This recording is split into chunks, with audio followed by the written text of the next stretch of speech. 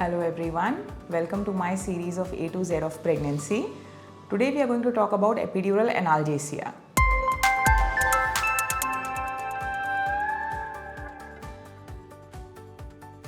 Hi guys, I am Dr. Juhi Bhalotia, consultant obstetrician and gynecologist at United Super Speciality Hospital, Gondia. Today we are going to talk about epidural analgesia during labor.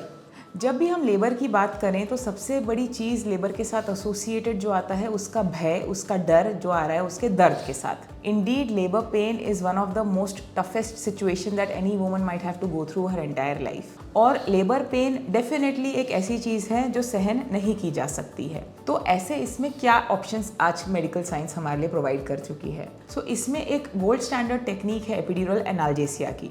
तो epidural analgesia जो है एक catheter होता है, एक epidural catheter होता है जो कि रीढ़ की हड्डी में इंसर्ट किया जाता है।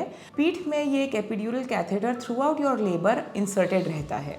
ये कैथेटर इंसर्ट करने के कुछ इंडिकेशंस होते हैं जिसमें से है कि स्पॉन्टेनियस ऑनसेट ऑफ लेबर, यानी कि आपको अपने आप लेबर के दर्द आए हों। बच्चे का हेड डाउन पोजीशन होना ज़रूरी है, यानी कि वर्टेक्स प्रेजेंटेशन में बेबी होना ज़रूरी है। आपको नॉर्मल डिलीवरी के लिए कोई कॉन्ट्रा इंडिकेशन नहीं है, यानी कि आपकी नॉर्मल डिलीवरी की जा सकती है। इसके अलावा सेफेलोपेल्विक डिस्प्रोपोर्शन रूल आउट करना ज़रूरी है, यानी कि जो बच्चे का सर है वो नीचे से पास आउट होकर एक नॉर्मल डिलीवरी की प्रक्रिया को पूरा कर सकता है। अगर आपके ये कंडीशन सारे टिक होते हैं तो हम एक एपिड्यूरल कैथेटर प्लेस करके डेफिनेटली आपको कम पेन से लेबर के थ्रू आपका हैंड होल्ड करके बाहर लेकर आ सकते हैं। इसके अलावा कुछ ऐसे प्रॉब्लम्स हैं जिसमें हम एपिड्यूरल एनाल्जेसिया नहीं दे सकते हैं, जो कि कारण है कि ऑलरेडी आपको कोई एक CNS डिसऑर्डर है, कोई सीजर डिसऑर्डर है या कोई डिसऑर्डर है जिसकी वजह से एपिड्यूरल कैथेटर प्लेस नहीं किया जा सकता। अगर आपको कोई डिसऑर्डर है जिससे कि आपका इंट्राक्रेनियल प्रेशर रेज्ड है, जिससे कि हम एपिड्यूरल कैथेटर रेज इंसर्ट नहीं कर सकते।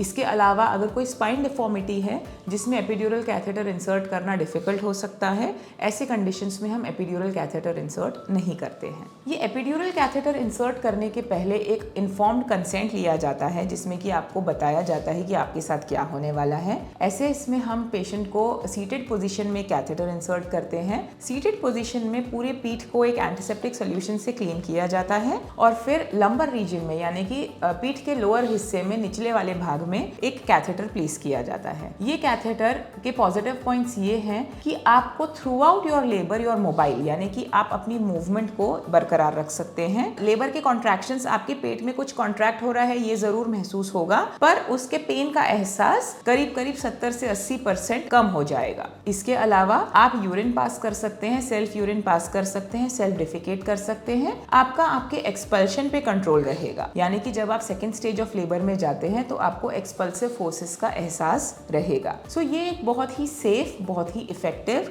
और बहुत ही फूल प्रूफ तरीका है आपके लेबर पेन से आपको बचाव का। इसका एक और प्लस पॉइंट ये है कि जब अगर बाई चांस लेबर के दौरान बच्चा पेट में मोशन पास कर दे, मेकोनियम पास हो जाए या फीटल डिस्ट्रेस में जाए या और कोई कंडीशन राइज हो जिससे कि हमें लेबर से आपको सिजेरियन सेक्शन के लिए अर्जेंटली शिफ्ट करना पड़े, तो भी आपका एनाल्जेसिया का सोर्स चेंज नहीं करना पड़ता है। हम एपिड्यूरल के थ्रू ही आपका सिजेरियन सेक्शन परफॉर्म कर सकते हैं और पोस्ट ऑपरेटिव पेन मैनेजमेंट भी बहुत बेहतर हो जाता है। इस एपिड्यूरल कैथेटर के थ्रू आपको ओपियोइड एनाल्जेसिक इंजेक्ट किया जाता है जो कि आपके लेबर पेन्स को कम कर देता है। एक जरूर छोटा सा कॉम्प्लिकेशन है जो कभी हो सकता है। जब आप लेबर पेन्स ले रहे हो, डेफिनेटली पेन्स जीरो तो नहीं होंगे, उनकी इंटेंसिटी कम हो जाएगी और इस इंटेंसिटी में अगर आपकी मूवमेंट कुछ इस प्रकार होती है कि एपिड्यूरल कैथेटर डिस्प्लेस हो जाए तो आपको वो एपिड्यूरल कैथेटर यूजलेस हो जाएगा, तब आपको पेन का एहसास होना शुरू हो सकता है। अगर आपको एपिड्यूरल एनाल्जेसिया के बारे में या पेनलेस लेबर के बारे में कोई डाउट्स हैं या आप कोई फैक्ट चेक करना चाहते हैं तो आप कमेंट बॉक्स में अपने कमेंट्स लीव कीजिए, हम उन्हें रिप्लाई करने की कोशिश करेंगे।